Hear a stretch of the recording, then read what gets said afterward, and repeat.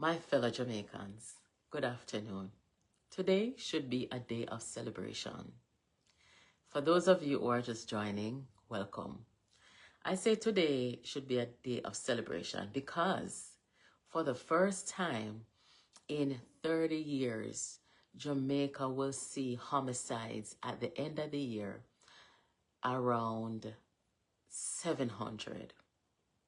Yes, we're not going to surpass 800, 900, or 1,000 as we've seen in the last 3 decades.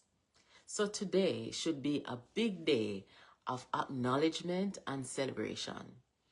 And we should acknowledge the men and women who have been on the front line fighting to make sure that we have a more peaceful society. Good afternoon, Marlene and everybody that's watching. So, I am not going to stay long. I'm just going to share a bit of data with you so that you can see that, yes, today should be a day of celebration. It's a big moment, a major, major moment for Jamaica. And although we are dealing with the aftermath of a major hurricane, we can still stop and pause to say, yes, we did it. For many, many years, for over 3 decades, we have been hoping and praying and crying for divine intervention to have a more peaceful society where we're not seeing, women and children being taken out, and at the end of every year we're like, here we go again, another 1,500, 1,600, 1,700 dead Jamaicans who fell victims to the destructive elements of our society. So let me just give you a little data here. So the last time we saw homicides close to what we're seeing today was in 1994. So we really started seeing a drastic increase in 1980 when we had the election. So in 1979, we were at 351 homicides per year. Guys, 351 in 1979. And then we jumped in 1980 to 899 or 900 homicides that year. And in 1981, we went back down to about 490. And then after that, we climbed up to 543 in 1990. And like I said, in 1994, we were at 690. And we have steadily increased up until now. So last year, our homicides were about 1,100. And this year, guys, so far, on November 22nd, we recorded 604 homicides for the year. So, we're just weeks away from the end of the year, end of December. And we're not going to, based on the trend so far this year, we're not going to exceed 700 homicides. So it is a big moment. And I want to give a big shout out to the government of Jamaica, Prime Minister of Jamaica, National Security Minister of Jamaica, and the Police Commissioner and the Jamaica Constabulary Force. Now, of course, we can't have this conversation without acknowledging the uptick in police shootings, right? They said that we've had about 270 something this year. And you have some people who are saying, Lord, that's too much are a wickedness, while you have other people saying, listen, we're not seeing a problem. Now, from my perspective, I am not going to take one side or the other. What I am going to say is, based on the data, there seems to be a correlation. The increase or the uptick in police shootings seem to play a significant role in the decrease. Sorry about that. So there seems to be a correlation. I'm sure that, more spending on national security played a role in it as well. I'm sure that, more sophisticated, which equal to more sophisticated policing. you know, more digital access and, you know, all the things that the Jamaican Constabulary Force is doing now. Maybe, you know, people are making more money now, so they're less inclined to go into a life of crime. I'm sure that it's a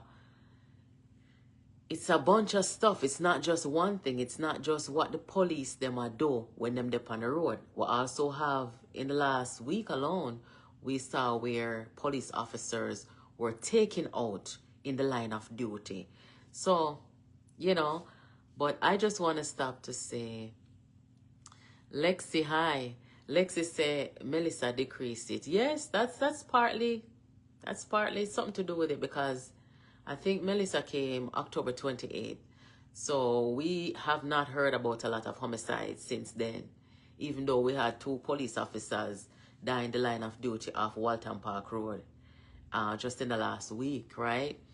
So kudos to Jamaica. There's a lot to celebrate, yes. Homicides are down significantly. And yeah, we need to acknowledge it, and we need to hope that going forward, next year this time, we won't even be talking about this, because we won't have that many homicides, right? That's what we hope for.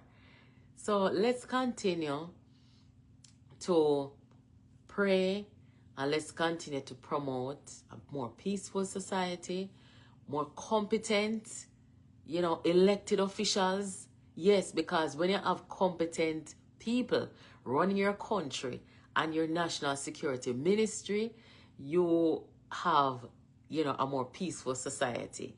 So we could not have this conversation, whether you're on the green side or the orange side, without acknowledging the great work of national security apparatus and the government of Jamaica.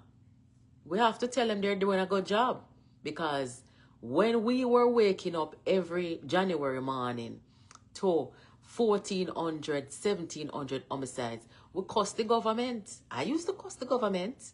I used to cuss the PNP government and the JLP government when homicides were high, right? We laugh off of Peter Bunting and cuss Peter Bunting and say, listen, you don't make sense, because the crime high and you stand up out there crying, right? And refusing to resign. I remember Queen Ifrica, she come do a song where say, don't cry, Mr. Bunting. Dry up your eye, Mr. Bunting. Pack your bag and go on, Mr. Bunting. Be your things. So today we have competent people, and we must tell those people that they're doing a fantastic job. I am happy to see it. Of course, one homicide is a little too much. We don't want to say no, we don't want to say 0. But the reality is 604 so far this year is a 30-year low. And for that, we must be grateful. But going forward, we hope and pray that it will be much lower than that next year. It will stay down. Yes, Lexi, I believe so too. I strongly believe so, because first of all, I have heard people say, you know, the Jamaica Constabulary Force of today is very different, you know, from the 1990s and the early 2000s.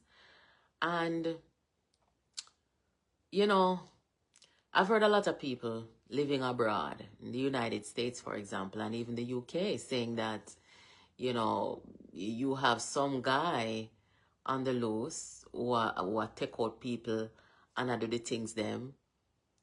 Usually, those people don't get sent to prison. They don't get sent to jail. Usually, them and the police are battle it out until, you know, them take him 3 points. That's how it usually is.